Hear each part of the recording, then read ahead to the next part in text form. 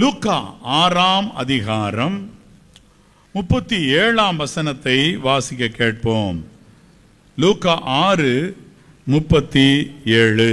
மற்றவர்களை குற்றவாளிகள் என்று தீர்க்காதிருங்கள், அப்பொழுது நீங்களும் குற்றவாளிகள் என்று தீர்க்கப்படாதிருப்பீர்கள். மற்றவர்களை ஆக்கினைக்குள்ளாகும்படி தீர்க்காதிருங்கள், அப்பொழுது நீங்களும் ஆக்கினைக்குள்ளாக தீர்க்கப்படாதிருப்பீர்கள். விடுதலை பண்ணுங்கள், அப்பொழுது நீங்களும் விடுதலை பண்ணப்படுவீர்கள். விடுதலை பண்ணுங்கள், அப்பொழுது நீங்களும் விடுதலை பண்ணப்படுவீர்கள். விடுதலை பண்ணுங்கள், அப்பொழுது நீங்களும் விடுதலை பண்ணப்படுவீர்கள். ஒரு காரியத்தை நீங்கள் நன்றாய் புரிந்து கொள்ள வேண்டும். வானத்தையும் பூமியும் சிருஷ்டித்தவரும் தேவனுடைய குமாரன் எனப்படுகிறவரும் உன்னதமானவருடைய குமாரன் எனப்படுகிறவருமாகிய மீட்பர் இயேசு கிறிஸ்து சிலுவையிலே இரத்தத்தை சிந்தி சம்பாதித்த ஜெயம் ஏராளம் இருக்கிறது.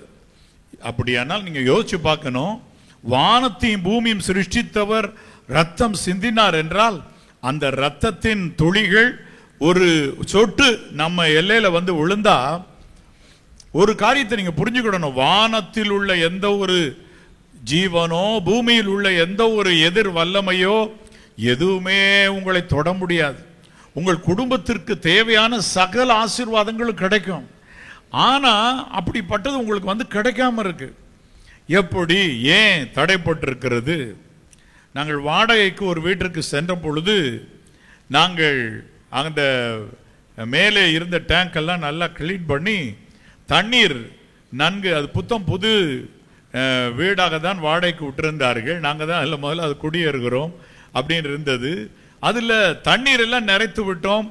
ஆனால் இங்கு கீழே ஒரு சொட்டு தண்ணீர் வரமாட்டேன் என்கிற டேங்க் ஃபுல்.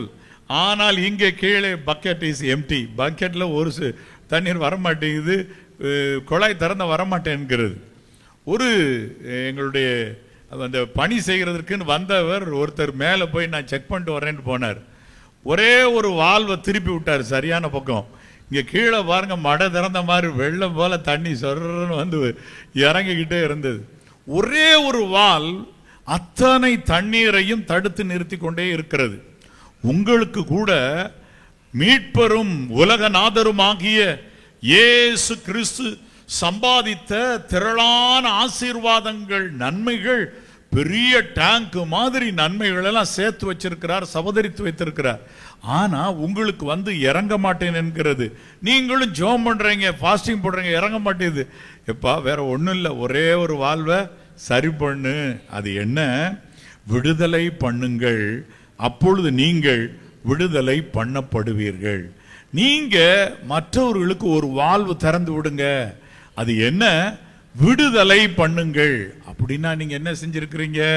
பலரை நீங்கள் சிறைப்படுத்தி வைத்திருக்கிறீர்கள். அப்படின்னா அறிஞ்சு அறியாம இதை செஞ்சுக்கிட்டு வர்றீங்க. எப்படி? நீங்க உங்க வீட்டில் சில காரியம் பண்ணணும்னா சின்ன பிள்ளைங்க என்ன பண்ணுவாங்க தெரியுமா? நம்ம அவங்க வீட்டுக்கு போய் இந்தாப்பா ஒரு 100 ரூபாய் வச்சுக்கன்னு சொன்னாலும் அந்த பிள்ளைங்க என்ன செய்யாது? வாங்கவே வாங்காது. அது என்ன பண்ணுன்னா நேரம் அவங்க அம்மா கண்ணை தான் பார்க்கும், அவங்க அப்பா கண்ணை தான் பார்க்கும். கண்ட்ரோல் அங்கே இருக்குது.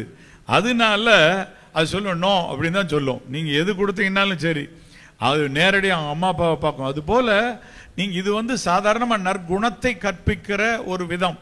ஆனால் நீங்கள் உங்களுக்கு அருமையானவர்கள் சிலரை வார்த்தை என்னும் சிறையிலே போட்டு நீங்கள் வைத்திருக்க கூடும். சே ஃபார் எக்ஸாம்பிள் உங்க மருமகளா இருக்கலாம், இல்ல சில வீட்டில் உங்க மாமியாராவே இருக்கலாம்.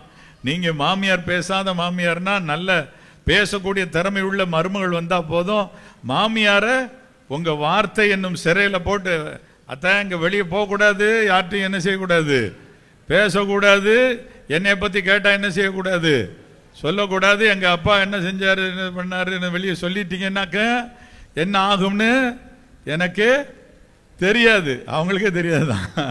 அப்படி போட்டு வச்சிருப்பாங்க. அடுத்த ஒருத்தவங்க வந்தாங்கன்னா அந்த வயசுல மூத்த அந்த மாமியார் உஷ் உஷ்னு சத்தம் கொடுத்துட்டே இருப்பாங்க. அவ காது கேட்டுற போது பயமா இருக்குது, நீ போன பிறகு எனக்கு என்ன டோஸ் கிடைக்குமோ தெரியாதுமா அப்படின்பாங்க. நீங்க நினைக்கிறீங்க அது சின்ன காரியம்னு. இல்லை, ஒன்று புரிஞ்சுக்கிடுங்க, அந்த மாமியாருக்கு பின்னாடி ஒருத்தர் நிற்கிறார். அந்த மருமகளுக்கு பின்னாடி ஒருத்தர் நிற்கிறாரு. அவர் யார்? அவர்களை பூமியின் தாழ்விடத்திலே உருவாக்கின சிருஷ்டிகர். உன் சிருஷ்டிகரே உன் நாயகர். அப்போ உங்களுடைய நாயகராக, உங்களுடைய ஹீரோவாக ஒருவர் பூமியின் தாழ்விடத்தில் உங்களை உற்பத்தி அழகாய் உருவாக்கி தாயின் கருவிலே வைத்து 10 மாதம் வளரச் செய்து வெளியே பிரசவிக்க செய்கிறவராகிய நான் பிரசவிக்க செய்யாமல் இருப்பேனோ என்று பிரசவம் பார்த்து உங்க கையில கொடுத்துட்டு போறாரு. உங்களை சிருஷ்டித்த சிருஷ்டிகர் அவர் நின்றுகிட்டு இருக்கிறார். அதனால ஆண்டவருடைய வார்த்தை சொல்லுகிறது, பிறனை அவமதிக்கிறவன் பாவம் செய்கிறான். அப்ப ஏழையை நிந்திக்கிறவன் அவரை உண்டாக்கினவரை நிந்திக்கிறான். அப்ப ஒரு ஏழையை பார்த்து, என்னடா ஒண்ணுமே உன் கையில இல்ல, நாளைக்கு உன் கையில பைசா எதுவும் இல்லை, நீங்க எல்லாம் நிந்திச்சு பேசிடலாம். ஆனா ஆண்டவர் பின்னே இருந்து கேட்டுக்கிட்டே இருக்கிறார். இப்ப நீங்க யோசிச்சு பாருங்க, நீங்க தான் ஒரு ஆசிரியையா இருக்கீங்கன்னு எடுத்துக்கிடுவோம். நீங்க உங்களுடைய ஸ்டூடெண்ட்ஸ் எல்லாத்தையும் நீங்க நடத்துற விதத்தை அவங்க அம்மா பின்னாடி நின்று பார்த்துட்டு இருந்தாங்க, நீங்க எப்படி நடத்துவீங்க? சாதாரணமான 2 பரம்பாட்டி போடுறீங்கன்னு வச்சுக்கிடுங்க. அவங்க அம்மா இருந்தாங்கன்னா என்ன செய்வீங்க? யோசிச்சு பாருங்க. உங்களை பெற்ற தாய் தகப்பனை பார்க்கிலும் கரிசனையோடு சிருஷ்டித்த சிருஷ்டிகர் ஒவ்வொரு பின்னாலும் நிற்கிறார், இருக்கிறார். அதனால நீங்க ஒன்று புரிஞ்சுக்கலுங்க, ஒவ்வொருவரையும் நீங்கள் உங்க மன சிறையிலே அடைக்க ஆரம்பித்தால் வாழ்க்கையிலே முதலாவது உங்களுக்கு ஒத்தாசை பண்ணுகிற தேவன், அவர் 2 பகுதியாக, உங்களுக்கு ஒத்தாசை செய்கிற பிதா 2 பகுதியாக பிரிகிறது போல அவர் மாறுகிறார். இந்த உலகத்தின் பாவத்தை சுமந்து தீர்க்க வந்த மீட்பர் இயேசு கிறிஸ்து என்ன சொன்னார் தெரியுமா? உயிரோடு எழுந்தோடனே சொன்னார், நான் என் பிதாவினிடத்திற்கும் உங்கள் பிதாவினிடத்திற்கும், என் தேவனிடத்திற்கும் உங்கள் தேவனிடத்திற்கும் ஏறி போகிறேன். அதாவது ஒரே பிதா தான், ஒரே தேவன் தான். ஆனா உலகை ரட்சிக்கும்படியாக அவர் இறங்கி மனுஷருடைய பாவம் எல்லாம் வைக்கும் பொழுது, இல்ல அவர்கிட்ட பாவம் இல்லைன்னு சொல்றதற்கு ஒரு பகுதியும், மற்ற மனுஷருக்காக வழக்காடுகிற ஒரு பகுதியுமாக ஒரே பிதாவே 2 பேர் போல வலது கையில ஒரு பேனாவும் இடது கையில பேனா வச்சிருக்கிறது போல அவர் செயல்படுகிறார். வேதம் சொல்லுகிறது, விதவைகள் மற்றும் திக்கற்றவருடைய நிலங்களை அபகரியாதே, அபகரித்து கொண்டால் அவருடைய மீட்பர் வல்லவர், அவர் உன் ஜீவனை கொள்ளையிடுவார். அப்ப அவர்களுடைய மீட்பர் யாரு? உங்க மீட்பர் யாரு? ஒருத்தர் தாங்க, ஒரே மீட்பர் தான். அவர் எப்படி அவருடைய மீட்பரா மாறி போனாரு? அப்ப நம்ம என்றைக்கு மனிதரை நம்ம சபிக்கவும் மனுஷரை சிறை பிடிக்கவும் தொடங்குகிறோமோ, தேவனிடத்திலிருந்து முழுவதையும் பார்த்து சங்கீதக்காரன் இன்னசென்டா சொல்ல இருப்பாங்க, நான் கர்த்தரை நோக்கி நீர் என் தேவன் அப்படின்னு நம்ம முழுவதுமா சொந்தம் கொண்டாடுறது தவறு செய்யும் போது பார்த்தீங்கன்னா அந்த கர்த்தருடைய உள்ளமே ஒரு பகுதி என்ன செய்கிறதுனா நமக்கு விரோதமா எண்ணுகிறதாய் மாறுகிறது. அதனால அவர் என்ன செய்யறாருன்னா பரிபூர்ண நன்மை கொடுக்க மாட்டார். அதனால என்ன மீட்பர் இயேசு கிறிஸ்து கண்டுபிடிச்ச உடனே இதை என்ன சொல்லி கொடுக்கிறாரு? முதலாவது விடுதலை பண்ணுங்கள். எங்கெங்க யாரை சிறைப்பிடிச்சு வச்சிருக்கிறீங்க நீங்க ரிலீஸ் பண்ணுங்க. வேதாமத்தில் பார்ப்பீர்களானால் ஒரு குறிப்பிட்ட உக்ரானக்காரனுடைய ஒரு எஜமான் கூப்பிட்டு, அதாவது ஒரு மேனேஜர் ஆக ஒரு குறிப்பிட்ட எல்லைக்கு இருந்தவருடைய ஓனர் கூப்பிட்டு அவரை சொன்னார், நீ தப்பு செய்யறதா நான் கேள்விப்பட்டேன், உன்னுடைய வேலையை ஒப்புவித்து விட்டு போ அப்படின்னு. அப்ப அந்த அநீதி உள்ள உக்ரானக்காரன் என்ன செய்தானா, லூக்கா 16:8 வேதம் சொல்லுகிறது, அநீதி உள்ள உக்ரானக்காரன் என்ன செய்தான் அங்கு எழுதியிருக்கிறது. வேதாமத்தில் 4ஆம் வசனத்திலிருந்து வாசிக்கிறேன். உக்ரான விசாரிப்பை விட்டு நான் தள்ளப்படும் போது என்னை தங்கள் வீடுகளில் ஏற்றுக்கொள்வார் உண்டாகும்படி செய்ய வேண்டியது இன்னதென்று எனக்கு தெரிய வந்தது என்று என்னை தனக்குள்ளே சொல்லிக்கொண்டு தன் எஜமானத்தில் கடன்பட்டவர்களை ஒவ்வொருவரனாக வரவழைத்து முதலாவது வந்தவனை நோக்கி, நீ என் எஜமானத்தில் பட்ட கடன் எவ்வளவு என்றான். அவன் 100 குடம் எண்ணெய் கடன் வாங்கினேன் என்றான். அப்பொழுது அவன் உக்ரானக்காரன் அவனை நோக்கி, நீ உன் சீட்டை வாங்கி உட்கார்ந்து அதை 50ன்னு தீர்த்தி எழுது, சீக்கிரமா எழுதுன்றான். இன்னொருவன்ட்ட நீ பட்ட கடன் எவ்வளவுன்றான், 100 கலம் கோதுமை. அப்ப அவன் சீட்டை வாங்கி 80ன்னு எழுது அப்படின்னு சொல்றான். அப்ப ஆண்டவர் இயேசு அதன் பின்பதாக சொல்லுகிறார், 1ஆம் வசனம், நான் உங்களுக்கு சொல்லுகிறேன், நீங்கள் மாளும் போது உங்களை நித்தியமான வீடுகளில் ஏற்றுக்கொள்வார் உண்டாகும் பொருட்டு அநீதியான உலக பொருளால் உங்களுக்கு சிநேகிதரை சம்பாதியுங்கள்.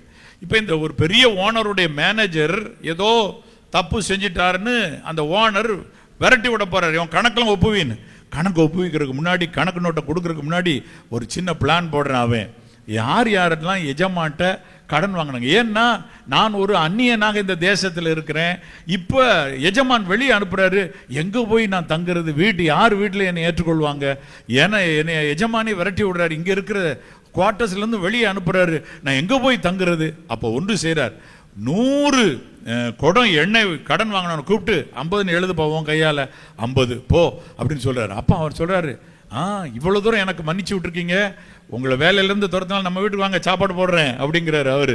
சரி போ, 100 கலம் கோதுமை வாங்கியிருக்கிறேன், கடன் வந்த உடனே எப்பா 80 கலம் கோதுமை எழுது, மிச்சம் 20 உனக்கு நான் மன்னிக்கிறேன் போ. அப்போ அவன் சொல்றான், ஐயா வாங்க நம்ம வீட்டுக்கு வாங்க, 20 கலம் கோதுமையவே நீங்க எனக்கு மன்னிச்சிங்க, எப்பனாலும் வந்து சாப்பிட்டு போங்கய்யா அப்படின்னு சொல்றான். ஆண்டவர் இதை பார்த்து சொல்றாரு, உலக ஓட்டத்தில் ஆவிக்குரிய ஜீவியத்தில் நீங்க எங்க தவறி எங்கோ விழுந்து பரலோக ராஜ்யத்தில் உங்களுக்கு என்ற ஒரு வாசஸ்தலமும் இல்லாமல் போகிற மாதிரி நடந்துட்டீங்கன்னா கூட, அநீதியான உலக பொருள்களால் உங்களுக்கு அநேக சிநேகிதரை சம்பாதிச்சிட்டீங்கன்னா அவங்க கூப்பிடுவாங்க, உங்களுக்கு வீடு இல்லைன்னா வாங்க நம்ம வீடு திறந்திருக்கு, ஆவிக்குரிய வீடு பரலோகத்தில் இருக்கு, எங்க வீடு திறந்திருக்கு வாங்கன்னு சொல்லுவாங்களாம்.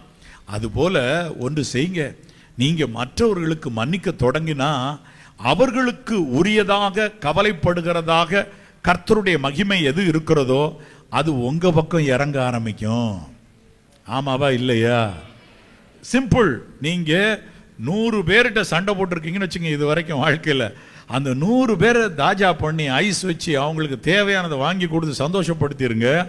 அந்த 100 பேர் நிமித்தமாக தேவனுடைய உள்ளம் எவ்வளவு உடைஞ்சிருந்ததோ அதெல்லாம் சரியான உடனே அவர் உடனே என்ன செய்யறாரு, எப்பா இவனுக்கு என்ன வேணும் உடனே ரிலீஸ் பண்ணுங்க, இவன் உள்ளத்தை குளிர்விக்கிறான், மனுஷரிடத்தில் அன்பாயிட்டான், ஏன் நான் சிருஷ்டித்தவங்களை நல்லவங்கன்னு சொல்ல ஆரம்பிச்சிட்டான் அப்படின்னு சொல்லி, அந்த எந்த வாழ்வு தடைப்பட்டு இருந்துச்சோ அந்த வாழ்வை தேவன் என்ன செய்வாரு, திறப்பாரா? உங்களுக்கு மட திறந்த வெள்ளம் போல ஆசீர்வாதம் வந்து இறங்குமா? இப்போ அந்த வேலையை செய்யறதுக்கு என்ன நமக்கு குறைச்சல்? இவ்வளவுதான் சிம்பிளான வேலை. ஆமேன் சொல்லுங்க பார்க்கலாம். ஆமேன் ஹல்லேலூயா. 2 பகுதி இருக்குது இதுல. ஒன்று நமக்கு தெரிஞ்சவங்கன்னா சரி, இன்னொன்று தெரியாதவங்க இருக்கிறாங்க. நீங்க எதிர்த்த வீட்டுக்காரங்க இருக்கிறாங்க, அவர்களை பத்தி என்னெல்லாம் பேசுவீங்க? சாதாரணமா அவரு ஆபத்தில் இருக்கிற ஒரு தாயை கூட்டுட்டு போனா, ஸ்கூட்டர்ல கூட்டு போய் இறக்கி விட்டா பார்த்தீங்கன்னு வச்சுக்கோங்க, என்ன சொல்லுவீங்க? இவனை பத்தி எனக்கு தெரியும், இவன் பெரிய விபச்சார கள்ளனாக்கும், ஒரு லேடியை வச்சுட்டு இவன் பைக்கில் போனதை நான் என் கண்ணால பார்த்தேன்னு சொல்லி 10 பேர்கிட்ட சொல்லி வச்சிருப்பீங்க. அவங்க பாவம் நோய்வாய்ப்பட்டு ஆஸ்பத்திரியில் அவசரமா அட்மிட் ஆக போன வயசான தாயை கூட்டி போய் இறக்கி விட்டுருப்பாரா இருக்கலாம். நீங்க இப்ப சிறை பிடிச்சிருக்கிறீங்க. ஒவ்வொரு ஜீவனுக்காகவும் இயேசு கிறிஸ்துவின் ரத்தம் சிந்தி இருக்கிறதுனால ஆண்டவர் ஒவ்வொருவரையும் நீங்க விடுதலை ஆக்கணும் வந்து நிக்கிறார், கெஞ்சிறாரு. இப்பா விடுதலை பண்ணிருப்பா, நான் உன்னை விடுதலை பண்ண வேண்டிய வேலை வந்துருச்சு, விடுதலையாக்கு, நான் உனக்கு இறங்க வேண்டிய வேலை வந்துருச்சு, உன் குடும்பத்துக்கு உன் பிள்ளைகளுக்கு நான் செய்ய வேண்டிய நன்மை செய்யணும்பா, நீ தான் தடையா நிக்கிற, என்ன செய்யணும் ஆண்டவரே? யாரை விடுதலை பண்ணுமோ விடுதலை பண்ணு. இப்ப இதை போய் நீங்க நேர போய் அவங்ககிட்டே சொல்றீங்கன்னு வச்சுக்கோங்களேன், ஐயா நீங்க விபச்சாரக்காரன்னு பேசிட்டேன்னு, அத்தனை அவங்க வீட்டுக்காரங்க எல்லாம் சேர்ந்து நல்ல உலக்க எடுத்து அடின்னு அடிச்சு உதைச்சு அவங்க ஹாஸ்பிட்டலில் கொண்டு போய் அட்மிட் பண்ணிடுவாங்க. இப்ப நீங்க அதை செய்ய வேண்டாம். இந்த நேரத்தில் ஒன்று செய்யுங்க, தேவனை நோக்கி கூப்பிடுங்க.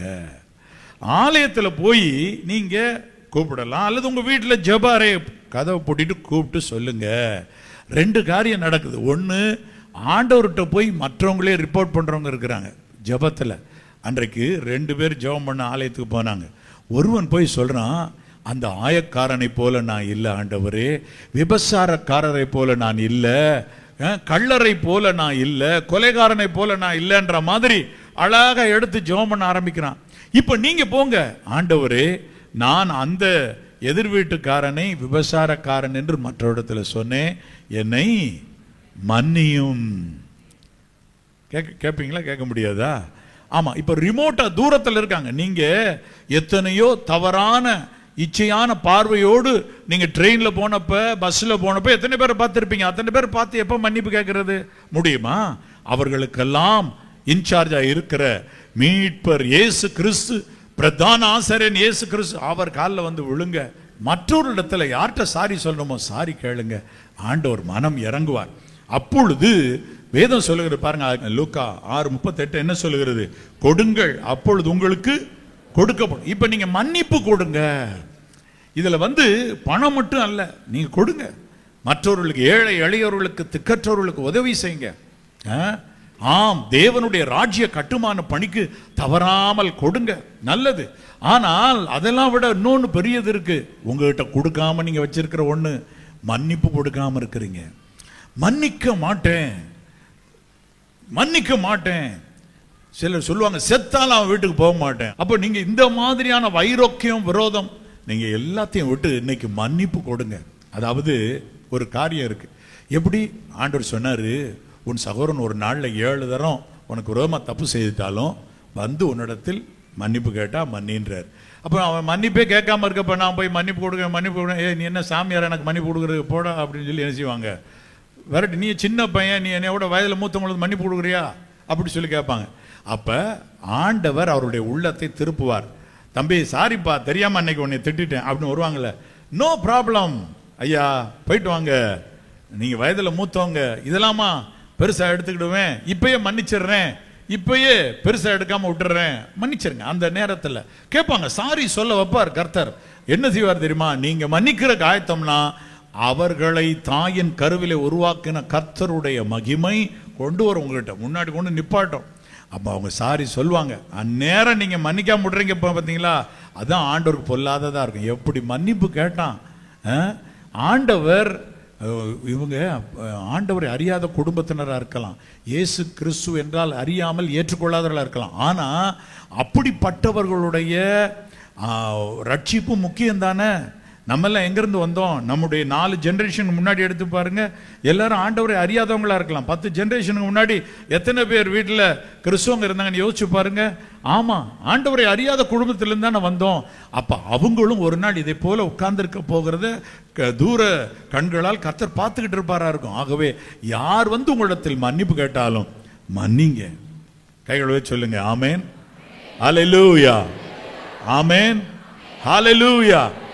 கொடுங்கள் அப்பொழுது உங்களுக்கு கொடுக்கப்படும், அமுக்கி குலுக்கி சரிந்து விழும்படி நன்றாய் அளந்து உங்கள் மடியிலே போடுவார்கள். அப்ப நீங்க உங்கள்கிட்ட மன்னிப்பு கேட்கும்போது கொடுங்க. ஓகே, மூன்றாவது நிறைவாக உங்களுக்கு ஒன்று நான் இன்றைக்கு கற்றுக் கொடுக்கிறேன். வாழ்க்கையில நீங்க கற்றுக்கொள்ள வேண்டிய இன்னொரு பாடம் எபேசியர் 5ஆம் அதிகாரம் 21ஆம் வசனம். எபேசியர் 5:21. தெய்வ பயத்தோட ஒருவருக்கொருவர் கீழ்ப்படிந்திருங்கள். அடுத்த வசனம் சொல்லுது, மனைவிகளே கர்த்தர் கீழ்ப்படிய உங்கள் சொந்த புருஷர் கீழ்ப்படியுங்கள். அப்ப இதெல்லாம் இருக்கட்டும். ஆனா அதுக்கு முன்னாடி வேதம் சொல்லுது, இதுக்கு முன்னால ஒரு வசனம் வைக்குது. என்ன வேதம் கொடுக்கிறது? தெய்வ பயத்தோடு ஒருவருக்கொருவர் கீழ்ப்படிந்திருங்கள். இப்ப மனைவிமாருக்கெல்லாம் சமாதானம் இப்பதான் பிறந்திருக்கு. என்ன சொன்னாலும் இந்த ஐயா கேட்கவே மாட்டேங்கிறார். யார? கணவரைத்தான் சொல்லிட்டு இருக்கிறாங்க. எங்க வீட்டுக்காரர் என்ன சொன்னாலும் கேட்க மாட்டாரு. இப்ப நான் உங்களுக்கு சொல்றேன், தெய்வ பயத்தோடு நலமான காரியத்தை யார் சொன்னாலும் கீழ்ப்படியுங்கள், ஒருவருக்கொருவர் கீழ்ப்படியுங்கள். கை வைத்து அல்லேலூயா சொல்லுங்க பார்க்கலாம். உங்க மனைவி ஒரு சில நேரம் உங்களுக்கு தெரியாத நல்ல காரியத்தை சொல்லும் போது, நான் கணவர் எனக்கு தெரியாது உனக்கு தெரிய போதா, இதை செய்ய மாட்டேன்டி என்ன செய்வ பார்க்கலாம் அப்படின்னு சொல்றவங்க இருக்கிறாங்க. சொல்றாங்களா இல்லையா? இதை செய்ய நீ சொல்லி நான் செய்யவா அப்படின்றவங்க இருப்பாங்க. இல்ல, சகோதரர்களுக்கு ஒரு நல்ல ஒரு அருமையான வார்த்தை, தெய்வ பயத்தோடு ஒருவருக்கொருவர் கீழ்ப்படிங்க. இவ்வளவு நாள் நீங்க செய்யாம விட்டது என்ன? விடுதலை பண்ணாம இருந்தீங்க. நிறைய பேர்த்த உங்க மன சரியில்ல, மற்றவங்களுக்கு மன்னிப்பு கொடுக்காது இருந்தீங்க. இப்ப மூன்றாவது, ஒருவருக்கொருவர் கீழ்ப்படிங்க. கீழ்ப்படிஞ்சீங்கன்னா கர்த்தருடைய ஆசீர்வாதம் தன்னார் போல மடை திறந்த வெள்ளம் போல வரும். நீங்க டாக்டர்கிட்ட போறீங்க, டாக்டர் சொன்னா மட்டும் ஏன் கீழ்ப்படுறீங்க? டாக்டர் சொல்றாரு, உங்களுக்கு சுகர் இருக்க மாதிரி இருக்கு, சர்க்கரையே சாப்பிடாதீங்க ஐயா அப்படின்னா, சரி சரி டாக்டர், சரி டாக்டர். அதே உங்கள் வீட்டில் உங்கள் ஒய்ஃப் இவ்வளோ நாள் எத்தனையோ வருஷமாக சொல்லிட்டு இருப்பாங்க, சக்கரை குறைச்சி போடுங்க, நீங்கள் ரெண்டு மடங்கு சாப்பிட்றீங்க ஒரு நாளைக்கு, என்னைக்கா சக்கரை வந்துட போகுது அப்படின்னு. எனக்கு தெரியும்டே, எங்கள் அப்பா எவ்வளோ பலசாலி தெரியுமா, எங்கள் தாத்தா எவ்வளோ பலசாலி தெரியுமா அப்படின்னு சொல்லி அவங்களுடைய முழு குடும்ப சரிதையை பேசி மனைவிக்கு கேட்கவே மாட்டாங்க. மனைவி சொல்லி கேட்கவே மாட்டாங்க. எவ்வளோ வயதில் குறைந்திருந்தாலும் ஏற்றுக்கிடணும். சவுலுக்கு முன்பதா தாவீது வர்றாரு. சவுல் எப்படி திங்க் பண்றாரு பாருங்க. எப்பா நீ அப்படின்னா போற கர்த்தரோடு இருக்கான்னு நம்புற, அப்ப என்னுடைய கேடகத்தை என்னுடைய பட்டயத்தெல்லாம் கொடுக்கட்டுமான்னு யோசிக்கிறார் பாத்தீங்களா. ஒரு சின்ன பையன் அப்படின்னு சொல்லி விட்டுறாம யோசிக்கிறார் பாத்தீங்களா. ராஜாக்களுக்குரிய மேன்மை அது. திங்க் பண்றாரு பாருங்க. அப்போ நீ சிங்கத்தை கொன்றது உண்மையா? ஆமா. இஸ்ரவேலின் தேவன் கேட்டுட்டு இருக்காரு. உண்மைதானே? ஆமாங்க. இது கரடியை கொன்ற? ஆமாங்க உண்மைங்க. அப்படின்னா சரி போப்பா, உனக்கு வேணா இதெல்லாம் நான் தரட்டுமா, என்னுடைய கேடகத்தை தரட்டுமா, பட்டயத்தை தரட்டுமா, ஈட்டியை தரட்டுமா, வர்றாரு பாருங்க. அப்ப தாழ்த்தணும், கீழ்ப்பொடிய அல்லாவிட்டால் செவி கொடுக்க. அட்லீஸ்ட் கீழ்ப்பொடிக்கிறதுல இன்னொரு ஜென்ரலா சொன்னா செவி கொடுங்க. செவி கொடுக்கணும். செவி கொடுக்க சேர்வதே நலம். செவி கொடுக்கணும். இதை போலதான் டாக்டர் சொன்னாலும் செவி கொடுக்கணும். ஒரு இன்ஜினியர் சொல்லும் போதும் செவி கொடுக்கணும். வாழ்க்கையில ஒருவரை ஒரு எல்லையில் உயர்த்தி வைத்திருப்பார். எல்லோரும் எல்லா இடத்திலும் உயர்ந்தவர்கள் அல்ல. நமக்கு எல்லாருக்கும் எல்லா ஞானமும் இராது. எல்லாருக்கும் ஒவ்வொரு ஞானத்தை கர்த்தர் கொடுத்து வச்சிருப்பார். இப்ப சீசார் 2 இருக்குது, 2 பிள்ளைங்க. இதுல யாரு பெரிய ஆளுன்னு சொல்லி இறங்குனா அவன் கீழே தான் இருப்பான் தெரியுமா. நாம் தான் வெயிட் ஜாஸ்தின்றவன் கீழே தான் இருப்பான், வெயிட் இல்லாத மேல இருப்பான் என்னைக்குமே. அதான் ஃபார்முலா பார்த்துடுங்க. நீ விட்டு கொடுத்தேன்னா மேல போவ, இல்லைன்னா நீ கீழே தான் இருப்ப. வாழ்க்கை இன்னும் சீசால. ஒருவருக்கொருவர் கீழ்ப்படிந்திருங்கள். வாழ்க்கையின் எந்த எல்லை ஆனாலும் சரி, ஒரு நல்ல ஆலோசனை யாரிடத்திலிருந்து வந்தாலும், அதாவது செவி கொடுத்தல், கட்டுப்படுதல், கட்டுப்படணும். ஆண்டவர் விரும்புகிறார். ஏனென்றால் ஒவ்வொருவரும் தேவ சாயல இருக்கிறதுனால ஒருவருக்கு ஞானத்தை அதிகமாய் அள்ளி கொடுத்திருப்பார், ஒருத்தருக்கு அறிவை அள்ளி அதிகமாய் கொடுத்திருப்பார், ஒருவருக்கு திறமைகளை அதிகமாய் அள்ளி கொடுத்திருப்பார், ஒருத்தருக்கு போதிக்கும் வரத்தை கொடுத்திருப்பார், ஒருத்தருக்கு உக்கிரான பொறுப்பாக பகிர்ந்து கொடுக்கிற பொறுப்பை கொடுத்திருப்பார், ஒருவரை மூப்பராய் இருக்க, ஒரு போதகராய் இருக்க, ஒருவரை நல்ல விசுவாசிகளில் ஒருவராக தெரிவு செய்து ஒரு கமிட்டி மெம்பராக உட்கார வைக்க. இது போல தேவன் ஒவ்வொருவரையும் ஒவ்வொரு காரியத்துக்காக தெரிவு செய்திருப்பார். அவங்களுக்கு என்னென்ன தேவை அதெல்லாம் கூட்டி கூட்டி வழங்கி வச்சிருப்பார். அந்த எல்லைக்கு நீ போய் அடையிறதுக்கு ரொம்ப காலம் ஆகும்பா, 70-80 வருஷம் ஆகும். அங்க போய் நீ ஏறாத. உனக்கு ஒருவருக்கொருவர் கீழ்ப்படிந்திருக்கத்தக்கதான இதயம், தாழ்மை உள்ள இதயம் வேணும். யார் எந்த குரு தன் சீடருடைய காலை தொடுவாங்க? மீட்பர் இயேசு கிறிஸ்து தன் சீடர்கள் எப்படிப்பட்டவங்க பாருங்க. சபிக்கும் சத்தியம் பண்ண தொடங்கணும் காட்டி கொடுக்கிற சீஷருமா இருக்கிறாங்க. ஆனால் அவருடைய பாதத்தை தொட்டு தண்ணீரால் கழுவுகிறார். ஒரு சீலையை கட்டி கொண்டு அதனால் துடைக்கிறார். பாருங்க, இப்போ யாருடைய வஸ்திரமா இப்போது ஒரு சேலை, ஒரு துணி இப்போ கிடக்குது. இப்போ அவர் உடுத்திட்டார். இப்போ இது ஆப்ரன் அவருடைய ஒரு கிளாத். இப்போ மீட்பர் இயேசு கிறிஸ்துவனுடைய உடையாயிருச்சு. இடுப்பிலே கட்டி கொண்டால் அவர் உடைய வச்சு காலை துடைக்கிறார்.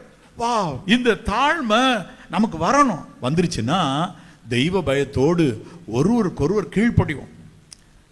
ஊழியத்தில் எப்பயுமே வேத வாசிப்பு ஜெபம்ன்றதுலையும் தேவனோட உலாவுறையும் பிசாசுகளை அடிச்சு துவைக்கிறதுலேயும் தான் என்னுடைய காலமெல்லாம் ஓடி போச்சு. அதனால எனக்கு உலக விவகாரம் நிறைய தெரியாது. எப்போனாலும் நான் உடனே சோப்பிட்டு தான் கேட்பேன், சோப்பி இதுக்கு நாம் என்ன செய்யலாம்? அவள் கரெக்டாக உடனே சொல்லுவா. அப்போ நான் என்ன சொல்கிறேன்னா, நான் கேட்டுக்கிறேன். அவள் என்ன சொல்கிறாளோ அப்போ அந்த காரியம் தான் கரெக்டாக இருக்கும். எப்படின்னா, நான் ஜெபிப்பதிலும் தேவ சமூகத்தில் இருப்பதிலும் அதில் நான் ஸ்பெஷலிஸ்ட் ஆகிட்டு போகிறேன். அவள் உலகத்தின் சகல காரியங்களையும், உலகத்தின் சகல அடுத்த காரியங்கள்லேருந்து வர்ற எதெல்லாம் தீமைகள் மோதுதோ அவெல்லாம் அதில் அடிபட்டு காரியங்களை கற்றறிந்திருப்பாளா இருக்குன்னு சொல்லி நான் அப்படியே அவள் சொல்கிறேன். Right, okay. அப்போ நீங்கள் ஒன்று செய்யுங்க. ஒரு குறிப்பிட்ட நாளிலே ஒரு ஹோட்டலில் என்னுடைய ரூமை காலி பண்ணி விட்டு காலையில் உணவு எல்லோருக்கும் அங்கு காம்ப்ளிமெண்ட்ரியாக கொடுப்பார்கள். எல்லாரும் இலவசமாக சாப்பிடலாம் அங்கே இல்லையா ஹோட்டல்ஸில். அதுக்காக நான் சாப்பிட்றதுக்காக ரூம்லாம் காலி பண்ணி பேக் எடுத்துகிட்டு நான் வந்தேன். உட்கார்ந்து ஒரு இடத்துல சாப்பிட உட்காந்தேன். அங்கு ஒரு ஜப்பானிய தம்பதியர் என்று எண்ணுகிறேன், ஜப்பான் அல்லது சைனா தம்பதியர்கள், கணவன் மனைவி வயதில் முதிர்ந்தவர்கள், ஏறக்குறைய அவர்களுக்கு கண்டிப்பாக 80 வயசு இருக்கும், அதுக்கு மேலே கூட இருக்கலாமா இருக்கும். ஆனால் அவங்க ஒரு 2 பேரும் நடமாட முடியாத லெவலில் இருக்கிறாங்க. அவங்க வயதை நான் சரியாக கணிக்க முடியல இன்னைக்கு கூட, ஆனால் நல்ல வயது முதிர்ந்தவர்கள். அந்த அம்மா அந்த ஐயா 2 பேரும் எடுத்துகிட்டு வந்து உட்காந்துட்டாங்க. அந்த அம்மா இப்போ அப்படியே பார்த்துக்கிட்டே இருக்காங்க. ஏதோ ஒரு டிஷ் எடுத்துகிட்டு வராமல் வந்துட்டாங்களாம். அப்படியே பார்த்ததை தான் அவர் பார்த்தாரு. என்ன வேணும்னு அவர் மொழியில் கேட்குறாரு. இல்லை, இது ஒன்று எடுக்க மறந்துட்டேன். உடனே அவர் நடுங்கிக்கிட்டே நடந்து போய் எடுத்து வச்சு கொண்டு வந்து தன் மனைவிக்கு கொடுத்து சரின்னு அவங்க சொன்ன பிறகு தான் உட்கார்றாரு. அப்போ நான் யோசித்தேன், இந்த முதிர் வயதிலும் பாருங்க என்ன ஒரு அன்பு, ஒருவருக்கொருவர் எதுனாலும் கட்டுப்படுகிற கேட்டுக்கொள்ளுகிற. நான் உங்களுக்கு சொல்லுகிறேன், உங்கள் குடும்பமும் கூட மட்டுமல்ல, உங்களுடைய எல்லைகள் எல்லாம் இப்படிப்பட்ட பூரண சமாதானத்தின் கட்டாகிய அன்பினால் கட்டப்பட்டு தெய்வ பயத்தோடு ஒருவருக்கொருவர் கீழ்ப்படிஞ்சிருங்க. இப்போ 2 பேர் இருக்கீங்க, 2 பேர் வந்து பேசுறீங்க. நீங்கள் பேசும்போது நீங்கள் சொல்கிறீங்க 50% கரெக்டு, அவங்க சொல்கிறாங்க 50% கரெக்டு. உதாரணத்துக்கு சொல்கிறேன், லெமனில் உப்பு மட்டும் போட்டு சாப்பிடுங்க, உங்களுக்கு நல்ல ஹெல்த்து நீங்கள் சொல்கிறீங்க. இடது பக்கத்தில் நிற்கிற நபர், வலது பக்கத்தில் இருக்கிற நபர் சொல்லுங்க, இல்லைங்க லெமன் ஜூஸில் உப்பு மட்டும் போட்டு சாப்பிட்றதோடு கொஞ்சம் நாட்டு சர்க்கரை சேர்த்துக்கிடுங்க, உடம்புக்கு நல்லது, எனக்கு தெரியும், நான் சொல்கிறேன் பாருங்கள், மருத்துவ குணம் உள்ளது அப்படின்றீங்க. இது அவர் சொல்கிற, இல்லைங்க இதுதான் ரொம்ப நல்லது, இல்லை இதுதான் நல்லது. இப்போ இந்த 2லையும் நீங்கள் என்ன பண்ணக்கூடாது, கையில் வச்சிருக்கிற லெமன் ஜூஸை கீழே போட்டு உடைச்சிடக்கூடாது. கொஞ்சம் பொறுமையாக இருந்து, இப்போ நீங்கள் சக்கரை போட்டிங்களா, அதை என்கிட்ட கொடுங்க, இது உப்பு மட்டும் போட்டிருக்கேன் நீங்கள் வச்சுக்கோங்க. ஆமாம், நீங்கள் இதை இன்னைக்கு குடிச்சு பாருங்க, இதை நான் இன்னைக்கு குடிச்சு பார்க்குறேன், நீங்கள் சொல்கிறது கரெக்டு, நான் சொல்கிறது கரெக்டு, நல்லா 2 பேரும் மனமாக சாப்பிடுவோம். லெமன் ஜூஸ் குடிச்சிட்டு நல்லா உட்காந்து ஹாயா கர்த்தரை ஸ்தோத்திரம் பண்ணுவோம். என்ன சொல்ல மாட்டீங்க? இது மாதிரியான சூழ்நிலைகள் கணவன் மனைவி நடுவுலையும் வந்து சேரும். 50% கரெக்டாக வந்து நிற்கும். நீங்க சொல்றது கரெக்ட், அவங்க சொல்றது கரெக்ட், என்ன செய்யறது? ஒருத்தருக்கு ஒருத்தர் எக்ஸ்சேஞ்ச் பண்ணுங்க. இந்த தடவை நீ சொல்றதை எடுத்துக்கிடுவோம், அடுத்த தடவை நான் சொல்றதை எடுத்துக்கிடுவோம். விட்டு கொடுங்க, அதாவது கீழ்ப்படிங்க, ஏற்றுக்கொள்ளுங்க. கிறிஸ்து நம்ம ஏற்றுக்கொண்டாரே, ஏற்றுக்கொண்டு எங்க தூக்கி வச்சிருக்கிறார். ஜெயம் கொண்டால் என்னுடைய சிங்காசனில் என்னோடு உட்கார அருள் செய்வேன். அவர் நித்திய மணவாளனாய் மீட்பர் இயேசு கிறிஸ்து இருந்து கொண்டு சொல்றாரு, நீ மணவாட்டிப்பான்றாரு, என் கூட வந்து உட்காருப்பா சிங்காசனத்தில். நம்ம யாரு அவர் நம்ம ஏற்றுக்கொள்றதுக்கு? அவர் நம்ம ஏற்றுக்கொண்டாரு. நாமும் தெய்வ பயத்தோடு ஒருவருக்கொருவர் கீழ்ப்படுவோம். எழுந்து நிற்கலாமா? இன்றைக்கு உங்களுக்கு வாழ்வுகள் திறக்கும், உங்களுடைய வாழ்க்கையின் வாசல்கள் திறக்கும். நீங்கள் எந்நாளும் சுகித்திருப்பீர்கள். ஒருவருக்கொருவர் கீழ்ப்படிந்திருங்கள், ஒருவருக்கொருவர் கொடுங்கள், மன்னிப்பு கொடுங்கள். அதோடு அதற்கு மேலாக யார் யாரை விடுதலை பண்ண மாட்டேன்னு சொல்லி வச்சிருக்கீங்களோ, ஒருவேளை நீங்க ஆபீஸ்ல வேலை செய்யலாம், உங்களுக்கு கீழே இருக்கிறவங்க உங்களுக்கு ஏதோ துரோகம் பண்ணிட்டாங்கன்னு அவங்களுடைய ஃபைல் கையெழுத்து போட்டு அனுப்பாம நீங்க வச்சுக்கிட்டு இருக்கலாமா இருக்கும். இன்னைக்கு அதை அனுப்புங்க, அதை நீங்க அனுப்புங்க. உங்க குடும்பத்தினுடைய ஃபைல், உங்களுக்கு வர வேண்டிய லோன் ஃபைல், அல்லட்டா உங்க பிள்ளைக்கு ஏற்ற ஒரு நல்ல வரனை கர்த்தர் கொண்டு வருவாரா இருக்கும். உடனே கையெழுத்து வைப்பார் கர்த்தர். விடுதலை பண்ணுங்கள், அப்பொழுது விடுதலை பண்ணப்படுவீர்கள். ஹல்லேலூயா, ஹல்லேலூயா. எல்லாரும் கர்த்தரை மகிமைப்படுத்துவோமா? ஓ ஹல்லேலூயா. ஆண்டவர்கிட்ட சொல்லுங்க, ஆண்டவரே நான் யார் யாரை சிறைப்படுத்தி வச்சிருக்கிறேனோ அதெல்லாம் மாற்றேன். பாருங்க, சிறையில் ஒரு பெரிய ஒரு சிறையிருப்பு என்ன தெரியுமா? சாபம் கொடுக்குதல். ஆண்டவர் சொன்னார், நீங்கள் ஆசீர்வதிக்கப்பட வேண்டியவர்கள் என்று அறிந்து சபிக்காதிருங்கள். சபிக்காதீங்க. அது ஒரு பெரிய சிறையிருப்பு. பாடுபடும் போது பதில் வையாமலும் பயமுறுத்தாமலும் இருந்தார் மீட்பர் இயேசு கிறிஸ்து. பாடுபடும் போது பதில் வையல. சிலையில் அறையறீங்கல்ல, ராஜ்யத்தில் வரும்போது உங்களை பார்த்துக்கிறேன் அப்படின்னு சொல்லல அவரு. பாருங்க, பிதாவே இவர்களுக்கு மன்னியம்ன்றாரு. அவருக்கு கிட்டத்தில் இருக்கிறவனுக்கு உதிக்குது தலையில. அப்ப இவருடைய ராஜ்யம் என்று ஒன்று இருக்கிறது. அந்த ராஜ்யத்தில் வரும்போது என்னை நினைச்சுக்கங்க ஆண்டவரே அப்படின்னு அவர் சொல்றாரு. அப்ப ராஜ்யமே அவருக்கு இருந்தாலும் அது எப்ப வரையிலும் கண்ணுக்கு தெரியாம இருக்கு அந்த கள்ளனுக்குன்னா, இவர் மற்றவங்களுக்கு மன்னிக்கிற வரைக்கும் அவன் கண்ணு திறக்கல, மன்னிச்ச உடனே திறக்குது. நீங்க இப்ப ஆண்டவர் சமூகத்துல நீங்க கொடுத்த சாபங்கள் யாருக்கெல்லாம் கொடுத்திருப்பீங்க? என்ன கொடுத்திருப்பீங்க? வாழக்கூடாது. எப்படி? இந்த உலகத்தில் அவன் வாழவே கூடாது, அவனுடைய வீடு நல்லா இருக்க கூடாது. இன்னைக்கு நீங்க சொன்ன அத்தனை சாபங்களையும் வாபஸ் பெற்றீங்கன்னு வச்சுக்கோங்க, அத்தனை உங்க வீட்டுக்குள்ள புகுந்துருமா இருக்கும். வாபஸ் பெறாம அத்தனை சாபங்களையும் சிலுவையில தொங்கி உங்களுக்காக மரித்த ஆண்டவருடைய பாதத்தில் வச்சிடுறேன். ஆண்டவரே, உன் பாதம் தருகிறேன், உன் பாதத்தில் சமர்ப்பிக்கிறேன். ஆட்டுக்குட்டியின் ரத்தம் இந்த நான் தெரியாம கொடுத்த சாபங்களை நீக்கட்டும்னு சொல்லுங்க. கேளுங்க, ஆண்டவர் இப்ப மனம் இறங்குவார், உங்களுக்கு மனம் இறங்குவார், உங்கள் மேல் இறங்குவார். ஓ ஹல்லேலூயா. யார் யாருக்கு சாபம் கொடுத்து சாபத்தை அவர்கள் சேர்த்து வைத்திருக்கிறார்களோ, அதனால பாடுபட்டு கொண்டிருக்கிறார்களோ, இன்றைக்கு அந்த சாபங்களை எல்லாம் கர்த்தாவே சிலுவையில் மீட்பர் இயேசு கிறிஸ்து சம்பாதித்த ஜெயம் ஆட்டுக்குட்டியானவருடைய ரத்தத்தின் கீழே புதைச்சி போடுகிறேன். ஆட்டுக்குட்டியானவருடைய ரத்தத்தினாலே அதை புதைத்து போடுகிறேன். அதை அழித்து போடும் ஆண்டவரே. ஆட்டுக்குட்டியான ரத்தத்தினாலே அவைகள் நீங்கி போவதாக சிலுவைக்கு கீழே நான் அதை புதைத்து போடுகிறேன்.